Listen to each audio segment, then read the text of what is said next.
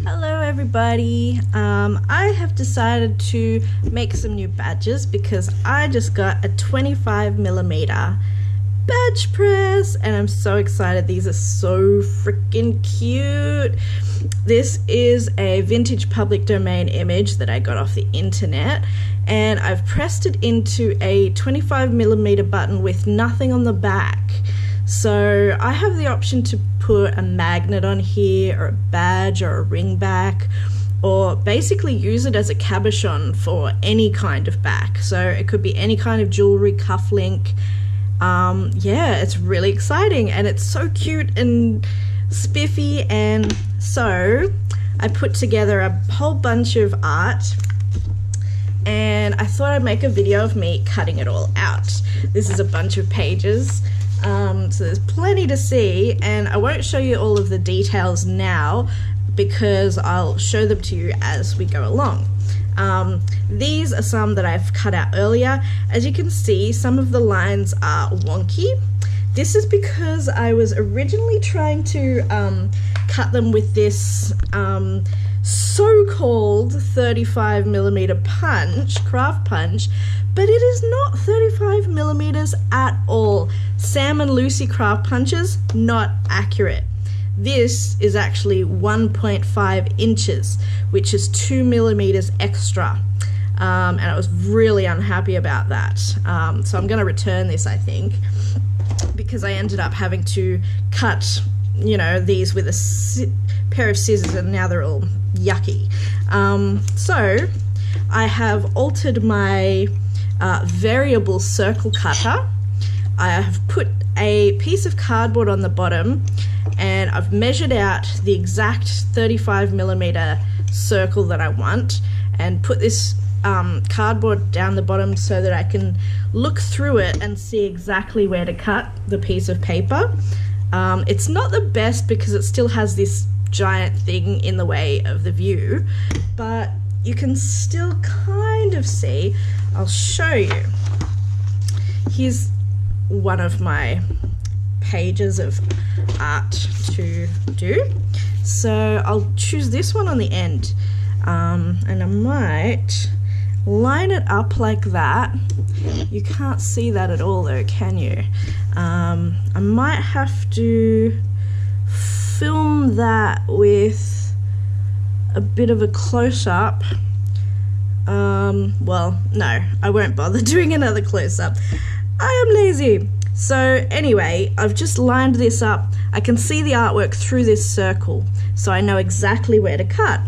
And all I do is press this down, put it in a circle, et voila, it is done. And that is the same chick here. So that's gonna be that much is gonna show of that image, because this edge bit wraps around the edge and makes the button. So now that I've explained everything, we can just cut and do a bit of a time lapse. How about it? Thanks for joining me. Enjoy.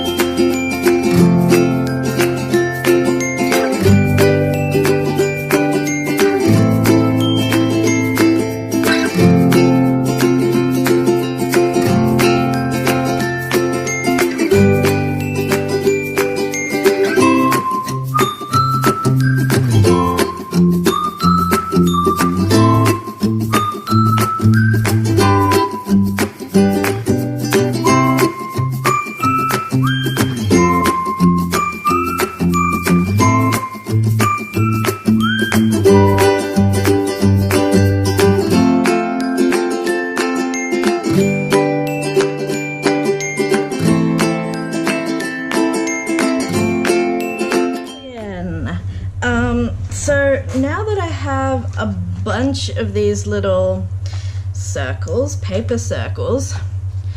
I am going to use my Badgemaker and all my badge components and teach you how I make 25mm badges. So the first thing you need is a Badgemaker, obviously. This is mold A, and that is where the front part of the badge goes. So that's the front side. You go put that cup side down, and then you put a piece of paper 35mm wide in, and you line up the top of the paper that you want to be the top of your badge or your magnet with the back of the badge mold. And then you put on a little piece of plastic called mylar, and this holds the paper. I don't know if you can see that, but it holds the paper in the badge once it's pressed, and it also makes it glossy and shiny and really nice to the touch. So you flip that around and you pull the handle down, and what happens is the badge press it presses the top of the badge up into this pickup mold, it's called. And now we've got badge mold or die B on this side. So in the B side, you put the back of your badge, whatever you'd like that to be. So I have two types of badge bags. I have one that is an actual pin back button or badge, and I think I'll do that one first. The second type I have is this flat back that you can stick a little magnet on to make a magnet, or you can glue this onto any sort of jewelry backing, so you can make, you know, rings, necklaces, anything like that. Use it as an ordinary cabochon.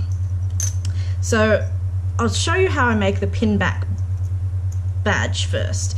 I keep being tempted to say pin back button because that's what the Americans say, but you know, I'm Aussie and we say pin back. Well, we don't even say pin back really, we just say badge.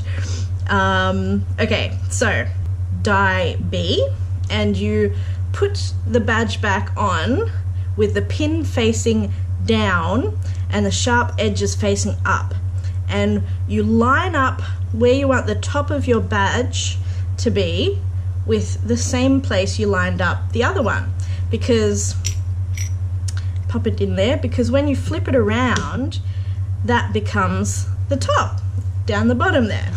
So we've put that in, and we pull the handle down, and the pickup die presses the top onto the bottom. Flip that around, and we have a glorious badge. A glorious badge. This is a painting that I did digitally. It says Rad Fat, and it's got beautiful rainbow colors. I love it. And it's a beautiful badge. Oh, I'm so excited. Okay, now I'll teach you how to make a magnet back, and then we can time lapse again. Mold A, put the badge front in, and we pick a good picture. Let's do one of my paintings this time. Yes, I love this painting. It's one of my favorites. So we put the paper down into the badge front die, badge die A, and I don't really have a favorite about where this should be aligned, and because I'm going to be doing a magnet, it doesn't really matter which way is top, because you can spin a magnet around and make any way the top. So we'll put this any which way we like, and we'll put the mylar plastic sheet on top, spin it around, press it down, pick up mold, pulled it up, and now we put our magnet back into die B. So with the magnet back, we put the flat side facing down and the sharp edges cup side facing up, like that. Spin it around and press it down, and we have a beautiful flat back cabochon until we peel off this sticky backing of the magnet. Sometimes it's a bit tricky. Okay, and then we stick that on the flat back, and now it's a beautiful magnet. Yay! Oh, it's so pretty. And look, it sticks. It sticks. It sticks. Woohoo! Alright, cool. Now, these are the three I have made so far today. I don't know where you'll be able to see this. So the different backs that I have are badge back, magnet back, and just flat back that you can stick on anything. So now that we've learned how to make badges, let's time lapse and do a bunch of them.